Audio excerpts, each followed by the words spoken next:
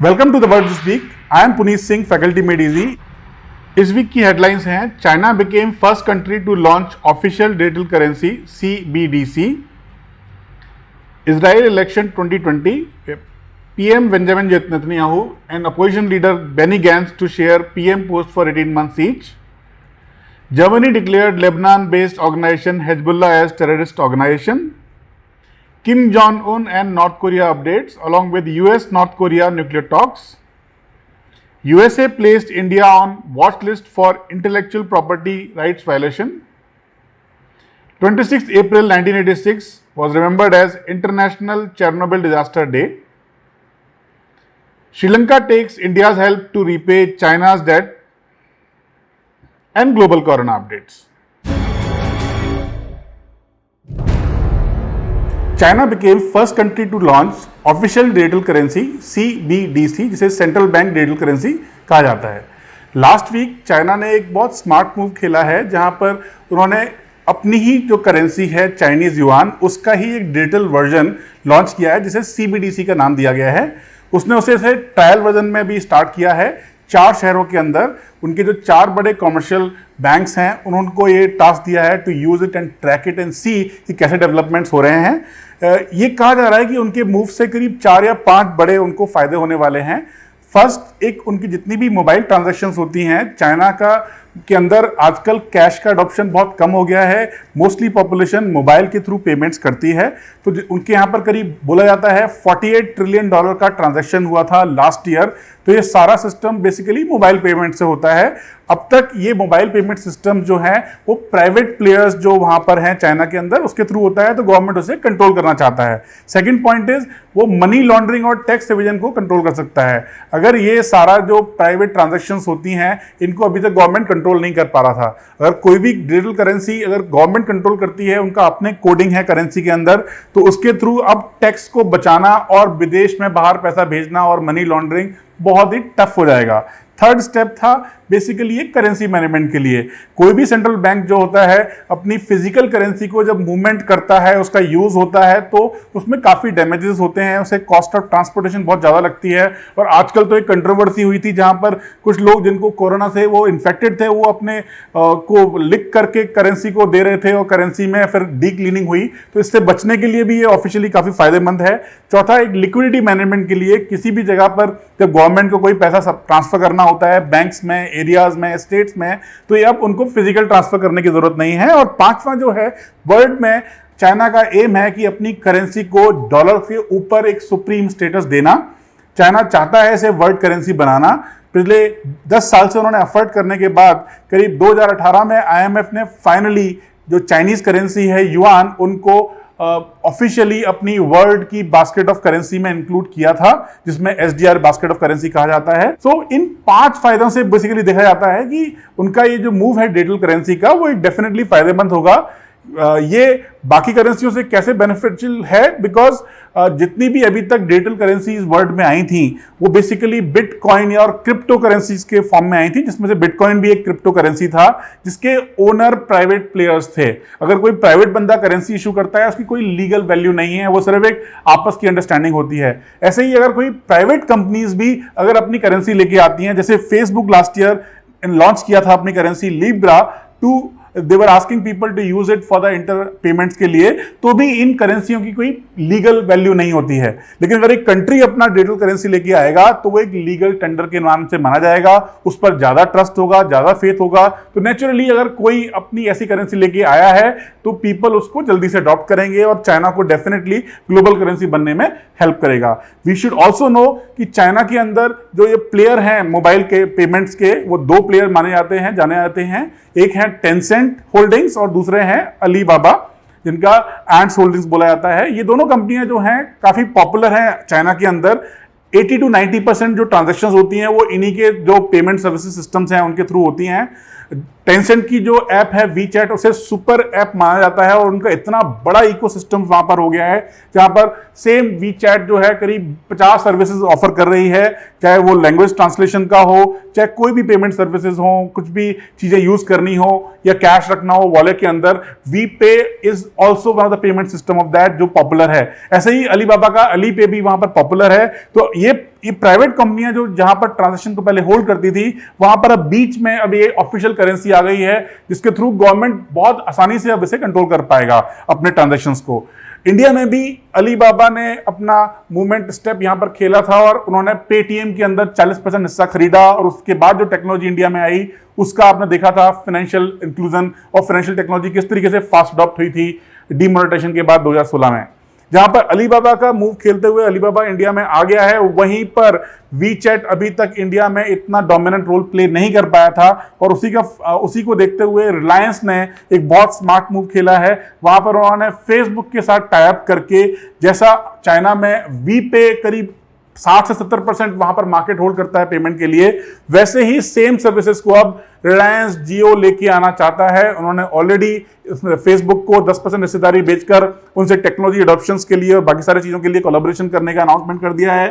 साथ में आपने देखा होगा उन्होंने जियो मार्ट भी अनाउंस कर दिया है। तो बहुत जल्दी मुझे लगता है कि इंडिया के अंदर भी ये पेमेंट सिस्टम्स के, फाइनेंशियल इंक्लूजन के और टेक्नोलॉजी अडॉप्शंस के बहुत जल्दी मूवमेंट्स आने वाले हैं। और ग्लोबल करेंसी में अगर ये डिजिटल करेंसीज आती जाएंगी तो उससे इंडिया को भी फायदा होगा, एटलीस्ट गवर्नमेंट को यहां पर टैक्स रिविजन वगैरह इन सब चीजों में भी फायदा होने वाला है।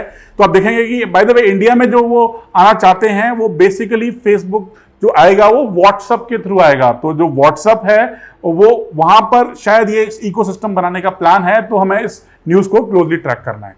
Thank you.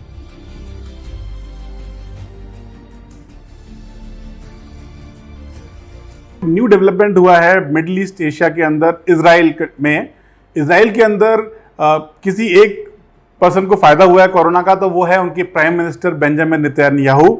इजराइल में पिछले 1 साल से 3 बार इलेक्शन हुआ है, बट कोई भी पार्टी वहां पर मेजॉरिटी स्टेक क्लेम नहीं कर पाई, उनको मेजॉरिटी नहीं मिली।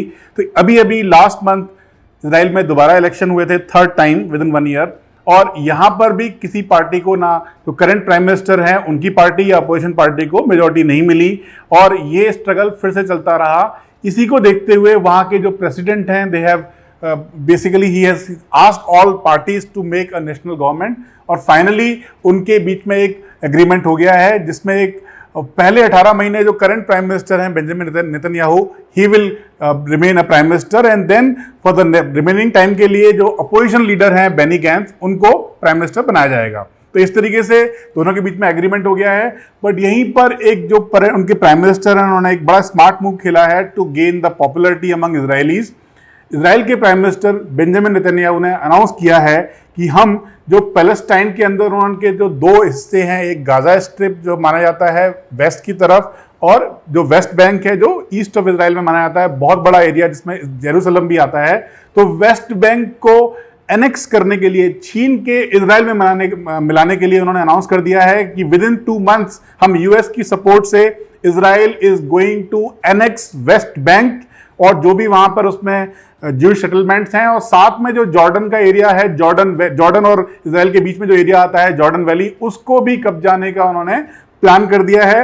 अगर ये नेतन्याहू मूव खेलते हैं तो होपफुली वो शायद पॉपुलरिटी गेन करने के लिए वो मूव खेले हैं, और मोस्ट प्रोबेबली 18 मंथ्स के बाद भी शायद वो प्राइम मिनिस्टर बना रहे हैं या इलेक्शन का अनाउंसमेंट कर दें। We don't know what will happen, but इस मूव से काफी ज्यादा गर्मी बढ़ गई है। अरब कंट्रीज वहां पर इस अनाउंसमेंट को क्रिटिसाइज कर रहे हैं, और ये एक वॉर की तरफ भी मूव जा सकता है। बाय द वे आपको मालूम होना चाहिए इजराइल और पैलेस्टाइन का थोड़ा झगड़ा क्या है, 2 मिनट्स में हम जल्दी से कवर अप करते हैं। इजराइल 1947 से पहले जो एरिया था, उस पूरे एरिया को हम पैलेस्टाइन के नाम से जाना जाता था, और 1947 में जब ब्रिटेन ने ज्यूइश लोगों को ये कंट्री दे दिया तो उन्होंने उसका नाम रख दिया इजराइल। इसके बाद जो वहां पर जो 60-70% पॉपुलेशन थी मुस्लिम्स का, उन लोगों ने इसका प्रोटेस्ट किया, और अरब कंट्रीज जो उसके नेबर में आसपास थे उनकी मदद से वहां पर अटैक हुआ इजराइल के ऊपर। बट वो 1947 की जो वॉर थी वो चली थोड़े दिनों के लिए, और उनमें एक सीज फायर हो गया। एक करीब 20 साल के पीस के बाद 1967 में फिर से अरब कंट्रीज ने इजराइल पर अटैक किया था। करीब 20 कंट्रीज ने एक साथ इजराइल पर अटैक किया था। ये 6 डेज की वॉर जानी जाती है और इन 6 डेज के वॉर के अंदर इजराइल ने सबको हरा दिया था। तो ये सेकंड टाइम भी वॉर हुआ बट कोई सोल्यूशन नहीं हुआ। बट फाइनली वहां से काफी सारे मुस्लिम्स जो थे, वो पैलेस्टीनियन मुस्लिम्स वहां से निकलकर लेबनान जो नॉर्थ में है, जॉर्डन जो ईस्ट में है और साउथ में जो इजिप्ट का एरिया है, वहां पर वो माइग्रेंट शरणार्थी बनके चले गए थे। तो करीब 20 से 30% पॉपुलेशन माइग्रेंट्स बनके रिफ्यूजीज बनकर पहले इजराइल से भाग गई थी। और वही पैलेस्टीनियंस आज भी डिमांड करते हैं अपने कंट्रीज में वापस आना और अपना कंट्री बनाना। तो ये बेसिकली लड़ाई जो है इजराइल के अंदर एक ज्यूइश जो है और मुस्लिम्स जो हैं उनके बीच में चल रही है पिछले 60-70 साल से। 1993 में एक एग्रीमेंट हुआ जहां पर इजराइल ने पैलेस्टीनियंस को 2 हिस्से 2 पार्ट्स पकड़ा दिए थे उन लोगों को एक कंट्री बनाने के लिए। एक है वेस्ट बैंक और एक है आपका गाजा स्ट्रिप। वेस्ट बैंक के अंदर एक उनका कैपिटल था जेरूसलम, जहां पर एक और कंट्रोवर्सी और लड़ाई है जिसकी वजह से कभी भी एग्रीमेंट फाइनली नहीं हुआ। और आज धीरे धीरे पिछले 20 से 30 साल के अंदर इजराइल ने जो वेस्ट बैंक का हिस्सा जो पैलेस्टीनियंस का था उसके अंदर भी जूइश सेटलमेंट, यहूदी सेटलमेंट से वहां बनाने शुरू कर दिए और अब धीरे धीरे वो उस एरिया को कब्जा करने की भी कोशिश कर रहा है। तो ये बहुत ही ज्यादा यहाँ पर टेंशन सिमरिंग हुई है और इसी की वजह से आपने देखा होगा कि काफी ज्यादा सिविल वॉर और बहुत सारे एक क्लैशेस वहां पर होते रहते हैं। एक और न्यूज जो पैलेस्टाइन से रिलेटेड ही है, बिकॉज पैलेस्टीनियन के लोग जो यहां से इजराइल से निकलकर लेबनान जो नॉर्थ में वहां चले गए थे, वहां पर इन्हीं रिफ्यूजीज में से मिलके वहां के लोकल लोगों के साथ मिलके एक पार्टी उन्होंने बनाई थी, हिजबुल्लाह पार्टी, जो काफी पॉपुलर रही है लेबनान के अंदर। बट वो सपोर्ट करती है इन पैलेस्टीनियंस को टेररिस्ट स्ट्राइक के लिए इजराइल में।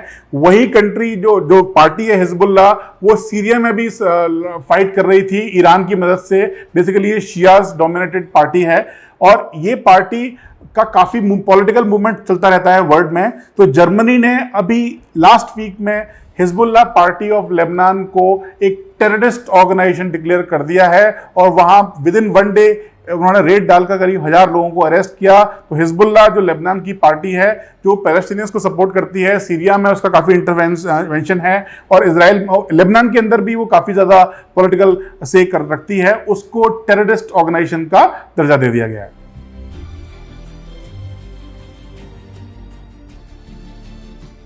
Finally, North Korea President Kim Jong-un was seen in public for the first time in 3 weeks, inaugurating a fertilizer plant in Suncheon, जो एक शहर है नॉर्थ कोरिया के अंदर। इनके बारे में एक रूमर कहा जा रहा था कि डेथ हो गई है इनकी लास्ट वीक। एक साउथ कोरिया की एक न्यूज एजेंसी है यूनप एजेंसी, उन्होंने एक न्यूज दिया था कि कोई नॉर्थ कोरियन डिफेक्टर ने खबर दी है कि किम जोंग उनका एक हार्ट सर्जरी हुआ था, उसके बाद वो सक्सेसफुल नहीं हुआ और उनकी डेथ हो गई है। बट सेम न्यूज एजेंसी ने कल ये न्यूज दिया है कि नहीं, उनको इस फर्टिलाइजर प्लांट का इनॉग्रेशन करते हुए पाया गया, वो सही सलामत हैं, ही इज सेफ। तो ये वाई नॉर्थ कोरिया इतना पब्लिक इंटरेस्ट में और न्यूज में क्यों आता है? इसका रीजन ये है कि नॉर्थ कोरिया एक कम्युनिस्ट स्टेट है, वहां पर उनकी फाइट चल रही है साउथ कोरिया से। मैंने ऑलरेडी इसको वीक 3 के जो वीडियो है उसमें शेयर किया था कोरिया वॉर के बारे में। नॉर्थ कोरिया जो कि एक न्यूक्लियर वेपन स्टेट बन गया है 2006 से, ये एक 1970 में ट्रीटी हुआ था, परमाणु अप्रसार संधि, NPT, न्यूक्लियर प्रोलिफरेशन ट्रीटी। उसने वहां पर साइन किया था नॉर्थ कोरिया ने कि मैं इस ट्रीटी को एक्सेप्ट करता हूं और कभी भी न्यूक्लियर बॉम्ब नहीं बनाऊंगा। बट सेम कंट्री ने 2006 में इंटरनेशनल लॉज को और रूल्स को वायलेट करते हुए उसे विड्रॉ कर लिया उस ट्रीटी से, जबकि वो ऐसा नहीं कर सकता था। और उसके बाद उन्होंने अपना पहला न्यूक्लियर टेस्ट किया। सब्सिक्वेंटली इन 10 ईयर्स के अंदर उन्होंने अपना वेपन भी बनाया और जैसे जैसे ट्रंप का इलेक्शन आया था 3-4 साल पहले, तो उन्होंने करीब एक साथ 4-5 न्यूक्लियर टेस्ट और किए और वर्ल्ड को एक डेंजर में पुट कर दिया। साथ में ही नॉर्थ कोरिया ने कुछ मिसाइल्स भी बढ़ाना शुरू कर दिया और वो मिसाइल्स ऐसी हैं जिसकी रेंज इवन जापान और अमेरिका तक जाती है। तो बिकॉज एक कम्युनिस्ट कंट्री जो हॉस्टाइल है साउथ कोरिया से, जापान से और अमेरिका से, और वो चाहता है साउथ कोरिया को अपने अंदर मिलाना और यूनिफिकेशन करना, उसकी एक ऐसी पेक्युलियर डिमांड है। और वहां पर एक डिक्टेटरशिप है जिसको सपोर्ट कर रहा है चाइना और रशिया। तो एक बहुत ही बड़ा ये हॉट जोन बन गया है कोरिया का जो पेनिनसुला है, और यहाँ पर अगर ऐसा प्रेसिडेंट वो वहाँ पर रहे और अपना डिक्टेटरशिप चलाए तो बहुत बड़ा रिस्क होता है। इसीलिए यूएसए चाहता है कि नॉर्थ कोरिया अपने जो न्यूक्लियर बॉम्ब्स हैं उसे गिव अप करे। इसी के लिए उन्होंने 2018 में फर्स्ट समिट की थी ट्रंप ने और किम जोंग उन ने सिंगापुर के अंदर। वहां पर एग्रीमेंट भी हुआ था कि डी न्यूक्लियरेशन का प्रोसेस स्टार्ट करते हैं। इसके बाद एक हनोई समिट हुई जहां पर कुछ और स्टेप लिए गए, बट फर्दर प्रोग्रेस अभी चल रहा है। और इसी के दौरान अगर इन प्रेसिडेंट की डेथ हो जाती है तो ये बहुत बड़ा रिस्क होता। यहां पर यह भी देखा जा रहा है कि शायद किम जोंग उन के बाद चाइना भी इस कंट्री को बहुत मेजरली कंट्रोल कर सकता है, which is a dangerous thing for Japan, America, even for the world. So we must closely watch the news of Korea कि ये किस तरीके से यहां पर पीस प्लान जल्दी से सेटअप हो और पीस वहां पर प्रिवेल करे।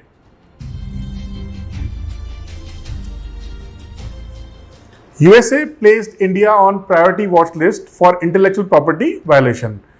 उसने इंडिया के अलावा 9 और कंट्रियों को इस वॉच लिस्ट में रख दिया है, जैसे चाइना और सऊदी अरेबिया।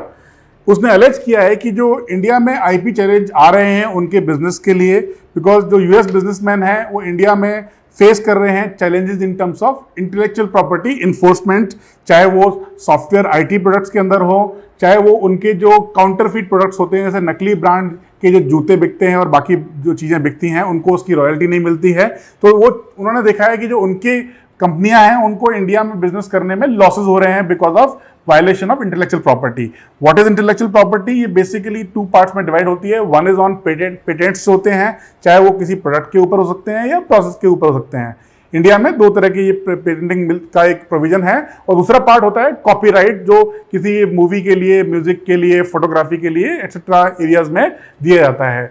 इंडिया में ये बोला जाता है कि जो इन इंटेलेक्चुअल प्रॉपर्टीज का, जो राइट्स का प्रॉपर से इन्फोर्समेंट नहीं हो रहा है, और जो यूएस की कंपनियां हैं वो अपना रॉयल्टी जो उनको प्रोडक्ट से मिलना चाहिए, जैसे माइक्रोसॉफ्ट कहता है कि जो उनके माइक्रोसॉफ्ट वर्ड जो ऑफिस है या पावर पॉइंट है उसके सॉफ्टवेयर लोग नहीं खरीदते हैं, और नकली जो पायरेटेड सॉफ्टवेयर खरीदने की वजह से वो उनको उसकी रॉयल्टी नहीं मिलती है। तो वो चाहते हैं इंडिया इसको प्रॉपरली इन्फोर्स करे, एंड होपफुली ये इसमें इंडिया को भी इसका फायदा होगा। बिकॉज अगर ये चीज अगर इंडिया भी रेसिप्रोकेट करता है तो इंडिया के जैसे बहुत सारे प्रोडक्ट्स हैं, चाहे वो हल्दी हो, चाहे वो अल्फोंसो आम हो, या कोई भी और चीजें जो हमारी फार्मा कंपनीज बना रही हैं, उनको भी ग्लोबली बेचने में आसानी होगी। अभी रिसेंटली आपने देखा होगा कि जो वर्ल्ड में जो इंटेलेक्चुअल प्रॉपर्टी की ऑर्गेनाइजेशन है वाइपो, वर्ल्ड इंटेलेक्चुअल प्रॉपर्टी ऑर्गेनाइजेशन, जो उसका हेडक्वार्टर स्विट्जरलैंड में, जिनेवा में है, इन लोगों ने पूरा का पूरा एक कंट्रोलिंग करने के लिए सारा एक सिस्टम बनाया हुआ है। इसके अंदर एक और नया प्रोविजन जो पिछले कुछ सालों में देखा गया वो था जीआई की फैसिलिटी देने का। GI is basically known as GI tag of geographical identification. इसकी वजह से इंडिया के जो बहुत सारे प्रोडक्ट्स थे, जैसे अल्फोंसो मैंगो हो, चाहे वो अभी अभी कश्मीर की जो केसर है, कश्मीरी सेफ्रॉन, उसको जीआई टैग मिला है। एक बार अगर इंडियन प्रोडक्ट्स को वो सब टैग्स मिलते हैं तो फिर वो फॉरेन में उनकी बिल्कुल उनको पैसे कमाने में फायदा होता है, उनको ऑथेंटिक माना जाता है। तो नेचुरली अगर इंडिया के अंदर भी इन आईपी प्रॉपर राइट्स का इन्फोर्समेंट होगा और इंडियंस भी उस आईपी के जो लॉज को अडॉप्ट करेंगे, उससे उनको भी बिजनेस में फ्यूचर में फायदा होगा। आपको एक बताना चाहता हूं एक और चीज, तो इंडिया की जो फार्मा कंपनीज हैं टिल 1991 तक बहुत ज्यादा ये प्रोडक्ट पेटेंट को नहीं फॉलो करती थी, पर जब से उन्होंने इंडिया वर्ल्ड के लॉज को फॉलो करना शुरू किया है, अपने यहाँ R&D facility, research facility start की हैं और नए नए मॉलिक्यूल्स और दवाइयां बनाई हैं, वही सेम फार्मा कंपनियां आज वर्ल्ड में बहुत अच्छा बिजनेस कर रही हैं। इंडिया में टॉप की जो फार्मा कंपनीज हैं वो हैं सन फार्मा, ल्यूपिन, डॉक्टर रेड्डीज, इप्का लेबोरेटरीज, कैडिला एंड सिप्ला टाइप की कंपनियां हैं, और ये बहुत ज्यादा इनके पास प्रोडक्ट पेटेंट्स आ गए हैं। इसी की वजह से आपने देखा होगा कि जो प्रेसिडेंट ट्रंप हैं वो भी इंडिया से जो उनकी कोरोना के लिए एक दवाई HCQ बताई गई थी वो इंडिया से ले रहे हैं। तो अगर इंडिया की फार्मा कंपनी आईपी राइट्स लेने से फायदा उठा सकती हैं तो बाकी एरियाज में भी डेफिनेटली अडॉप्शन से हमें फायदा होगा।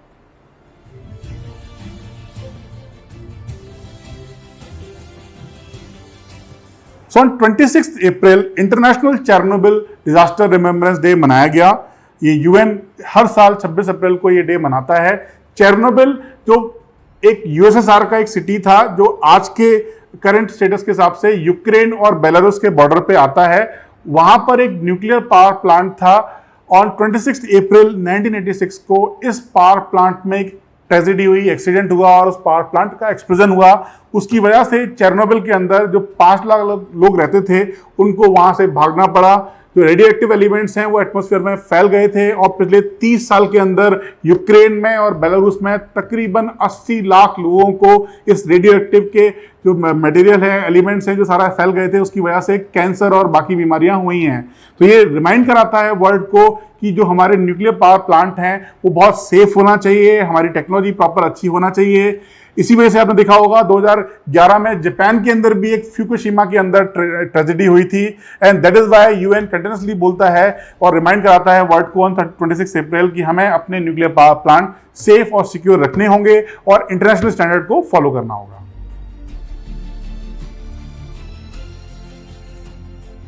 Sri Lanka is seeking India's help to repay China's debt loan. World में देखा गया लास्ट 5 साल के अंदर जब चाइना ने बहुत मेजर एक्सपेंशन किया अपने पॉलिटिकल पावर का भी, फाइनेंशियल पावर का भी, और दुनिया भर में करीब $200 बिलियन के लोन बांटे, पाकिस्तान को $40 बिलियन, अफ्रीकन कंट्रीज को, यूरोप को और इवन श्रीलंका को। बट ये जो लोन थे, ये लोन उन्होंने बांटे थे 17 से 23% के इंटरेस्ट पे। लोन तो इन लोगों ने ले लिया था कंट्रीज ने, they started developing their infrastructure, but now most of them are facing difficulties in paying the interest and repayments. इसी के चक्कर में पूरा वर्ल्ड में काफी सारे कंट्रीज अब चाइना के डेट ट्रैप में फंस गए हैं। Sri Lanka is the latest victim, Pakistan is already become victim because of that China Pakistan economic corridor. Sri Lanka ने अभी जब देखा कि जब वो लोन नहीं पे कर पा रहे हैं तो उन्होंने अपना एक पोर्ट भी है जो साउथ में श्रीलंका के है, हम्बनतोता, उसको चाइना को दे दिया 99 ईयर की लीज पे, बिकॉज वो उनका लोन नहीं पे कर पाए थे।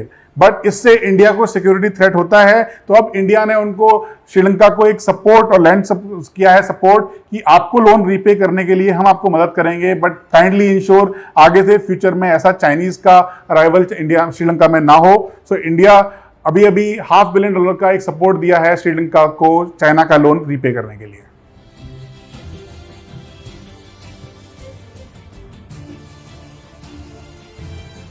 Corona global update. वर्ल्ड में अब तक total number of cases 35 lakh को भी क्रॉस कर गए हैं, जिसमें नंबर ऑफ डेथ जो है वो 2.5 लाख हो गई हैं अब तक। यूएसए के अंदर केसेस जो हैं 11,30,000 हैं और मरने वालों की संख्या करीब 65,000 क्रॉस कर चुकी है। इंडिया में भी ये अलार्मिंग रेट से बढ़ रहा है।